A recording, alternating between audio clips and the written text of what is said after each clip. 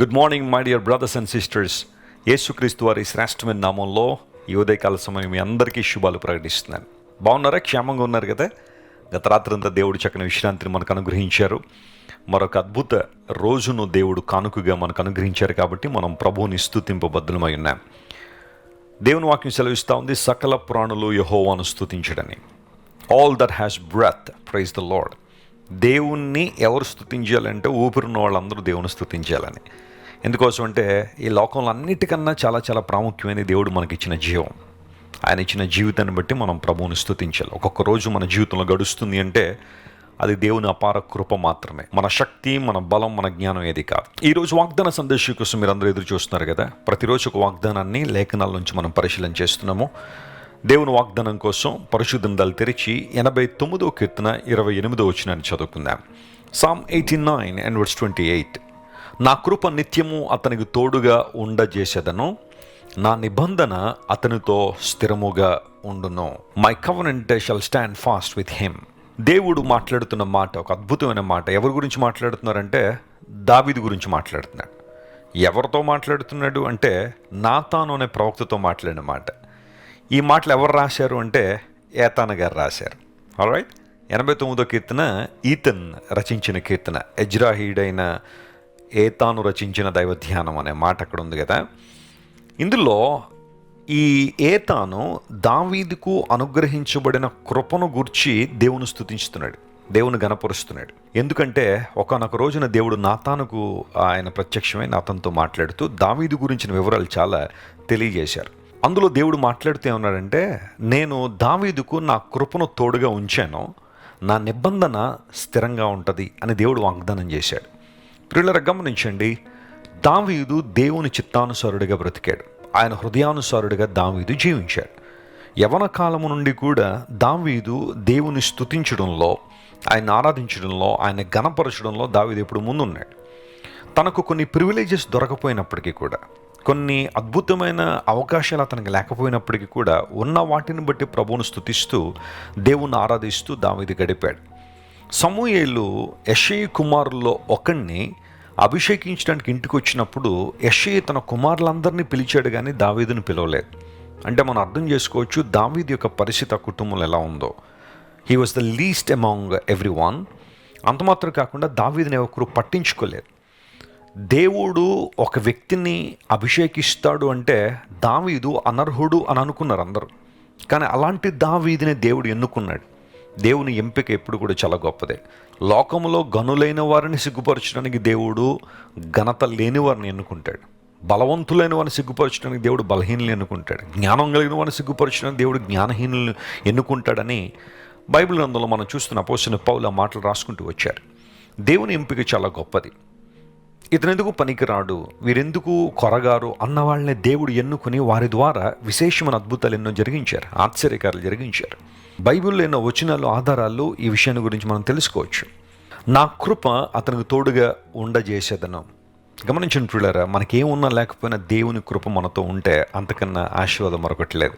పౌలు మహాశయుడు ఒకసారి దేవుని సన్నిధిలో ప్రార్థన చేశాడు. ప్రభువా నాకున్న ముళ్ళు తొలగించి ప్రభు అని ప్రార్థన చేశాడు. ఎన్నిసార్లు ప్రార్థన చేశాడట? ముమ్మారు అడిగాడు దేవుణ్ణి, 3 సార్లు. అయితే దేవుడు ఇచ్చిన మాట ఏంటో తెలుసా? ఆయన ఇచ్చిన వాగ్దానం ఏంటో తెలుసా? నా కృప నీకు చాలు అన్నాడు. My grace is sufficient for you. నీకేమున్నా లేకపోయినా నా కృప నీతో ఉందో లేదో చూసుకో పౌలా, అది సరిపోద్ది అన్నాడు. ఎంత అద్భుతమైన ఆన్సర్ అది. ఈరోజు బహుశా నీ జీవితంలో కూడా చింతలు, కలవరాలు, ఆందోళనలు నిన్ను కృంగదీస్తున్నాయా? ఏ ఒక్కరు నాకు తోడుగా లేరని బాధపడుతున్నావా? దేవుని కృప నీకు తోడుగా ఉంది. ఆ కృప నిన్ను రక్షించే కృప, ఆ కృప నిన్ను దేవునికి దగ్గరగా తీసుకొచ్చే కృప, దేవుని కృప నిన్ను బలపరిచే కృప. పౌలు మహాశయుడు అంటాడు అందుని బట్టి తిమోతికి రాస్తూ, నా కుమారుడా క్రీస్తు యేసునందున్న కృప ద్వారా నువ్వు బలవంతుడు కమ్మని. బలహీనమైన క్షణాలు కొన్నిసార్లు మన జీవితంలో రావచ్చు. ఎంత ధైర్యంగా ఉంటున్నా కొన్ని పరిస్థితులు మన మీదకి వచ్చినప్పుడు ధైర్యాన్ని కోల్పోవచ్చు. అలాంటి పరిస్థితుల్లో ఆత్మబలం ఎక్కడి నుండి తీసుకోవాలి? ఎక్కడి నుంచి మనకు బలం వస్తుందంటే దేవుని కృప ద్వారా. దేవుని కృప అనే ధనాగారము నుండి మనకు కావలసిన ఆధ్యాత్మిక సిరులు, సంపదలు మనం తీసుకోవచ్చు. Hour God is full of grace. మన దేవుడు కృపా సంపన్నుడు. ఆయన కృపా సమృద్ధి కలిగిన వాడని బైబిల్లో రాయబడింది. నేను మాట చెబుతాను, గమనించండి. పాత నిబంధనలో ఉన్న చాలామంది దేవుని ప్రజలు దేవుని కృపను అనుభవించారు. అయితే నూతన నిబంధన సంఘ వారసులమైన మనము ఆయన కృపను మరింత ఎక్కువగా అనుభవిస్తున్నాం. ప్రైజ్ ది లార్డ్, హల్లెలూయా. ఎందుకోసం అంటే వారు యేసుక్రీస్తు ప్రభువుని ముందుకు చూశారు. మనమైతే ప్రభువు చేసిన గొప్ప కార్యాలను తలపోసుకోవడానికి, సిలువలో ఆయన చేసిన గొప్ప త్యాగాన్ని, మరణాన్ని జయించి తిరిగి లేచిన మృత్యుంజయుడైన ప్రభువుని ఆరాధించే కృపలోనికి దేవుడు మనల్ని నడిపించాడు. మనకు దేవుడిచ్చిన ధైర్యం ఎంత గొప్పది అంటే, నా కోసం ప్రాణం పెట్టి తిరిగి లేచిన దేవుడు నాకున్నాడు. ఆయన కృప ప్రతి సందర్భంలో మనకు బహిర్గతమైంది. లేఖనాలను పరిశీలన చేస్తుంటే ఎన్నో చోట్ల దేవుని తన కృపను ఏ విధంగా మనమే చూపించాడో మనం అర్థం చేసుకోవచ్చు. ప్రియులారా, కృప ద్వారా మాత్రమే సమస్తం సాధ్యం. కృపను అర్థం చేసుకుని ఆయన కృపలో వర్ధిల్లినప్పుడు ఇంకా శ్రేష్టమైన దీవెనలు మనం పొందుకుంటాం. అంత మాత్రం కాకుండా దేవుడు నిబంధన ఆయన స్థిరపరిచే దేవుడు. యేసు ప్రభువారు శిలువలో మనందరి కోసం క్రొత్త నిబంధన చేశారు.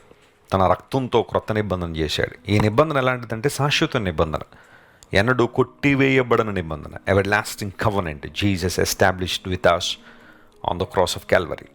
కలువరి శిలువలో యేసు ప్రభు చేసిన నిబంధన చాలా గొప్పది. అది ఎన్నడూ తీసివేయబడదు, కొట్టివేయబడదు. అలాంటి నిబంధనకు వారసులుగా మనం చేసినందుకు మనం ప్రభువుని స్తుతింపబద్ధులమై ఉన్నాం. ఈ వాగ్దానాన్ని క్లెయిమ్ చేసుకుని ప్రభువును స్తుతించండి. ఈ రోజంతట్లో కావాల్సిన కృప మీకు సమృద్ధిగా దయచేయను గాక. ప్రార్థన చేసుకుందాం. ప్రేమగల తండ్రి, దావీదుకు మీరు చూపించిన కృపను బట్టి, అతనితో మీరు స్థిరపరిచిన నిబంధనను బట్టి నీకు స్తోత్రాలయ్యా. నీవు నిబంధన స్థిరపరిచే దేవుడు, నీలాంటి వారు మరొకరు లేరు కనుక నీకు స్తోత్రాలు చెల్లిస్తున్నాం. ఈరోజు ఈ వాగ్దాన సందేశాన్ని మా ప్రియులు ఏ ప్రాంతాల నుండి ఏ పరిస్థితుల్లో వింటున్నారో వారందరినీ మీరే బలపరచండి. నీ కృప మాకు తోడుగా ఉంటే చాలు ప్రభువా. నీ కృపే మమ్మల్ని బలపరిచేది, మమ్మల్ని నడిపించేది కనుక నీకు స్తోత్రాలు చెల్లిస్తూ, అనారోగ్యంతో ఉన్న వారిని స్వస్థపరచండి, వేదనలో ఉన్న వారు లేవనెత్తండి, అప్పులు ఊబులో కూరుకుపోయిన వారు లేవనెత్తిన నా మహిమార్థం వారు వాడుకోనండి. ఘనత మహిమా ప్రభావానికి మాత్రమే ఆరోపిస్తూ యేసుక్రీస్తు వారి అత్యున్నతమైన నామం పెరట అడిగి వేడుకొనిచున్నాం తండ్రి. Amen, amen. God bless you dear friends. Have a wonderful day. Christ worship centre ఓ బలమైన సంఘ ఉద్యమం. కొన్ని సంవత్సరాల క్రితం కేవలం ఇద్దరితో ప్రారంభించబడిన పరిచర్య నేడు ప్రపంచవ్యాప్తంగా లక్షలాది మందిని ప్రభావితం చేయుచున్నది. రాజమండ్రి, సికింద్రాబాద్, బెంగళూరు, నెల్లూరు, దుబాయ్, బెహ్రైన్, కరీంనగర్, విశాఖపట్నం, గద్వాల్, కొవ్వూరు, మలకపల్లి, శ్రీలంక, భూటాన్, అడ్డతీగల, పాలమూరు, ఒంగోలు, బళ్ళారి, కోరుకొండ, పోతవరం, నల్లజర్ల, వెంకటరామయ్యగూడెం, మచిలీపట్నం, ఇందిరానగర్లతో పాటు అనేక గ్రామాల్లో క్రైస్ట్ వర్షిప్ సెంటర్ ఆరాధనలు జరుగుచున్నవి. వాక్య సంబంధమైన ఉద్యమంలో, పరిశుద్ధాత్మ సంరక్షణలో కొనసాగాలనుకునే ప్రతి ఒక్కరికి మా ప్రేమపూర్వక ఆహ్వానాన్ని అందిస్తున్నాము. రండి, ఆత్మతో సత్యముతో ప్రభువైన యేసుక్రీస్తును ఆరాధిద్దాం. మీరు ఇంతవరకు విన్న దైవ సందేశం మరియు దేవుని సేవకులు చేసిన ప్రార్థన మీకు ఆశీర్వాదకరముగా ఉన్నదని విశ్వసించుచున్నాము. ఈ సందేశాన్ని మీ స్నేహితులకు, బంధువులకు షేర్ చేయండి. మీకు ఏదైనా ప్రార్థన అవసరత ఉన్నచో మా ఫోన్ నంబర్లకు కాల్ చేయండి. దేవుడు మిమ్మల్ని ప్రేరేపిస్తే విశ్వాసంతో సాగుచున్న ఈ పరిచర్యను ప్రోత్సహించండి. మరిన్ని వర్తమానాలు, పాటలు వినుటకు జాన్ వెస్లీ మినిస్ట్రీస్ అను మా యూట్యూబ్ ఛానల్ను సబ్స్క్రైబ్ చేసుకొనండి. ప్రభువైన యేసుక్రీస్తు కృప మీకు తోడైండును గాక.